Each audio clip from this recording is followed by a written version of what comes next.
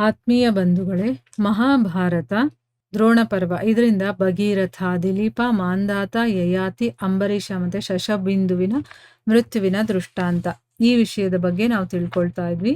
ಓದ ಭಾಗದಲ್ಲಿ ನಾವು ಯಯಾತಿ ಬಗ್ಗೆ ತಿಳ್ಕೊಂಡ್ವಿ, ಮಾಂಧಾತಿ ಬಗ್ಗೆ ತಿಳ್ಕೊಂಡ್ವಿ, ದಿಲೀಪನ ಬಗ್ಗೆ, ಭಗೀರಥನ ಬಗ್ಗೆ ಮತ್ತು ಅಂಬರೀಷನ ಬಗ್ಗೆ. ಅಂದ್ರೆ ಬೇಕಾದಷ್ಟು ರಾಜರು ತುಂಬಾ ಒಳ್ಳೊಳ್ಳೆ ಕೆಲಸಗಳನ್ನ ಮಾಡಿ, ದಾನ ಧರ್ಮಗಳನ್ನ ಮಾಡಿ, ಒಳ್ಳೊಳ್ಳೆ ರಾಜ ಮನೆತನದಲ್ಲಿ ಹುಟ್ಟು ರಾಜರಾಗಿ ಈ ಇಡೀ ಪೃಥ್ವಿಯನ್ನ ಗೆದ್ದು ಅದನ್ನ ಬ್ರಾಹ್ಮಣರಿಗೆ ದಾನ ಮಾಡಿರೋದು, ಈ ರೀತಿ ಬೇಕಾದಷ್ಟು ಕೆಲಸಗಳನ್ನ ಮಾಡಿ ಉನ್ನತವಾದಂತಹ ಜೀವನ ನಡೆಸಿದಂತಹ ರಾಜರೇ ಈ ಜಗತ್ತಲ್ಲಿ ಇಲ್ಲ ಅಂತಂದ್ಮೇಲೆ, ಅಂದ್ರೆ ಅವ್ರಿಗೂ ಕೂಡ ಸಾವು ಅನ್ನೋದು ಬಂದಿದೆ.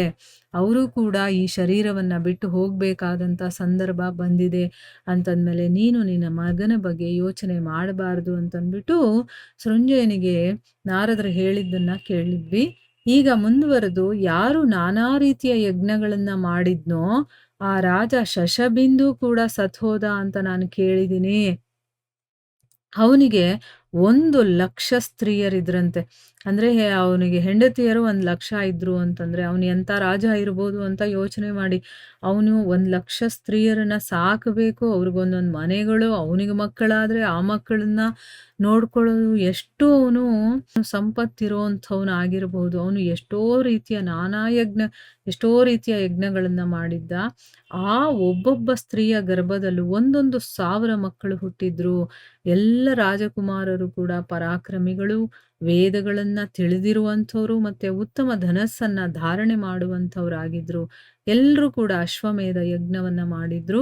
ರಾಜ ಶಶಬಿಂದು ತನ್ನ ಆ ರಾಜಕುಮಾರರನ್ನು ಅಶ್ವಮೇಧ ಯಜ್ಞದಲ್ಲಿ ಬ್ರಾಹ್ಮಣರಿಗೆ ಕೊಟ್ಬಿಟ್ಟ. ನೋಡಿದ್ರ, ಮಕ್ಕಳನ್ನೇ ದಾನವಾಗಿ ಕೊಟ್ಟಿದ್ದಾನೆ ಬ್ರಾಹ್ಮಣರಿಗೆ. ಪ್ರತಿಯೊಬ್ಬ ರಾಜಪುತ್ರನ ಹಿಂದೆ ಏನೇನಿತ್ತು? ಸ್ವರ್ಣಭೂಷಿತ 100 ಕನ್ಯೆಯರಿದ್ರು.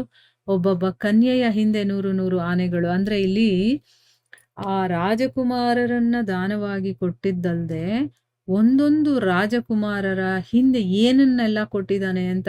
ಒಬ್ಬೊಬ್ಬ ರಾಜಕುಮಾರನ ಜೊತೆಗೆ ಸ್ವರ್ಣಭೂಷಿತ 100 ಕನ್ಯೆಯರು, ಅದರ ಜೊತೆಗೆ ಒಂದೊಂದು ಕನ್ಯೆಯ ಹಿಂದೆ 100 ಆನೆಗಳು, ಪ್ರತಿಯೊಂದು ಆನೆಯ ಹಿಂದೆ 100 ರಥಗಳು, ಪ್ರತಿಯೊಂದು ರಥದ ಜೊತೆ 100 ಕುದುರೆಗಳು, ಪ್ರತಿಯೊಂದು ಕುದುರೆಯ ಹಿಂದೆ 1000 ಗೋವುಗಳು, ಮತ್ತೆ ಪ್ರತಿಯೊಂದು ಗೋವಿನ ಹಿಂದೆ 50 ಕುರಿಗಳಿದ್ವು.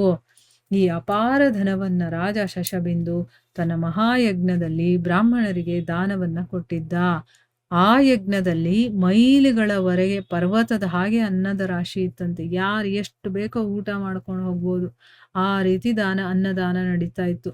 ಆಮೇಲೆ ರಾಜನ ಅಶ್ವಮೇಧ ಯಜ್ಞ ಪೂರ್ತಿಯಾದಾಗ ಅನ್ನದ 13 ಪರ್ವತಗಳು ಉಳಿದು ಹೋಗಿದ್ವು. ಅಂದ್ರೆ ಅಷ್ಟೊಂದು ಮಾಡಿಸಿದ್ದ ಅಂತ ಅಂದ್ಬಿಟ್ಟು 13 ಪರ್ವತದ ರಾಶಿ ಉಳಿದೋಗಿತ್ತೆಲ್ಲ ಊಟ ಮಾಡಿ. ಅಷ್ಟು ಉಳಿದಿತ್ತು ಅಂತಂದ್ರೆ ಇನ್ನೆಷ್ಟೋ ಅನ್ನದಾನ ನಡೆದಿರಬಹುದು ಅಂತ. ಅಷ್ಟೊಂದು ಸಂಪತ್ ಭರಿತವಾಗಿದ್ದ ಅವನು ಅಂತ ಅರ್ಥ. ಅವನ ರಾಜ್ಯ ಕಾಲದಲ್ಲಿ ಈ ಪೃಥ್ವಿಯ ಮೇಲೆ ದಷ್ಟಪುಷ್ಟ ಮನುಷ್ಯರಿರ್ತಾ ಇದ್ರು. ಅಲ್ಲಿ ಯಾವುದೇ ವಿಘ್ನಗಳೂ ಇರಲಿಲ್ಲ, ಯಾವುದೇ ರೋಗಗಳೂ ಇರಲಿಲ್ಲ. ಬಹಳ ಸಮಯದ ತನಕ ರಾಜ್ಯವನ್ನ ಉಪಭೋಗಿಸಿ ಕೊನೆಯಲ್ಲಿ ಅವನು ದಿವ್ಯಲೋಕವನ್ನ ಪಡಿತಾನೆ.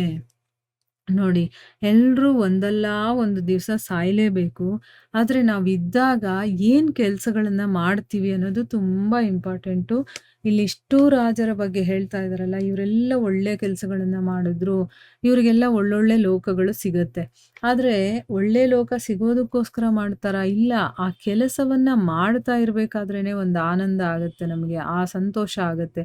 ಈಗ ನಾವೇ ಕೂತ್ಕೊಂಡು ಯೋಚನೆ ಮಾಡಿದಾಗ, ನಾವು ಯಾರಿಗಾದ್ರೂ ಒಂದು ಕೆಟ್ಟದ್ ಮಾಡ್ಬೇಕು ಅಥವಾ ಅವ್ರಿಗೇನಾದ್ರೂ ಆಗ್ಲಿ ಅಂತ ಕೆಟ್ಟದಾಗಿ ಯೋಚನೆ ಮಾಡಿದಾಗ ನಮ್ಮ ಮನಸ್ಸು ಹೆಂಗಿರುತ್ತೆ? ತಳಮಳಿಸ್ತಾ ಇರುತ್ತೆ. ರಾತ್ರಿ ಎಲ್ಲ ನಿದ್ದೆ ಬರೋದಿಲ್ಲ. ಅಯ್ಯೋ, ಅವ್ರಿಗೆ ಹಂಗ್ ಮಾಡ್ಬೇಕು, ಹಿಂಗ್ ಮಾಡ್ಬೇಕು ಅಂತ ಯೋಚನೆ ಮಾಡ್ತಾ ಇರುತ್ತೆ. ಈ ರೀತಿ ಎಲ್ಲ ಗೊಂದಲ ಇರುತ್ತೆ ಮನಸ್ಸಲ್ಲಿ. ಮತ್ತೆ ಅದು ಬೇರೆನೇ ಒಂದು ಭಾವ ಇರುತ್ತೆ ನಮ್ಗೆ. ಅದ್ರಲ್ಲಿ ಏನಾಗುತ್ತೆ ಅಂದ್ರೆ ಮನಸ್ಸು ಶಾಂತವಾಗಿರೋದಕ್ಕೆ ಸಾಧ್ಯ ಇಲ್ಲ. ಅದೇ ನೀವು ಒಂದು ಒಳ್ಳೆ ಕೆಲಸ ಮಾಡ್ಬೇಕು ಅಂತ ನಿಮ್ಮ ಮನ್ಸಲ್ಲಿ ಯೋಚನೆ ಬರ್ಲಿ, ಅವಾಗ ಏನಾಗುತ್ತೆ ಅಂದ್ರೆ ಆ ಕೆಲಸ ಮಾಡ್ಬೇಕು ಅಂತ ಮನ್ಸಲ್ಲಿ ಬಂದಾಗ್ಲಿಂದನೂ ನಿಮ್ಮ ಮನ್ಸಲ್ಲಿ ಶಾಂತತೆ ಇರುತ್ತೆ. ಆ ಕೆಲಸ ಮಾಡ್ತಾ ಇರ್ಬೇಕಾದ್ರೂ ನಮ್ಮ ಮನ್ಸಲ್ಲಿ ಏನೋ ಒಂದು ಆನಂದ ಆಗ್ತಾ ಇರುತ್ತೆ. ಅದೇ ಬೇಕಾಗಿರೋದು ನಮಗೆ. ಆಯ್ತಾ? ಕೆಟ್ಟ ಕೆಲಸ ಮಾಡಿದಾಗ ನಮ್ಮ ಮನಸ್ಸಲ್ಲಿ ಅಶಾಂತಿ ಇರುತ್ತೆ, ಮತ್ತೆ ಮನಸ್ಸು ಕುದೀತಾ ಇರುತ್ತೆ.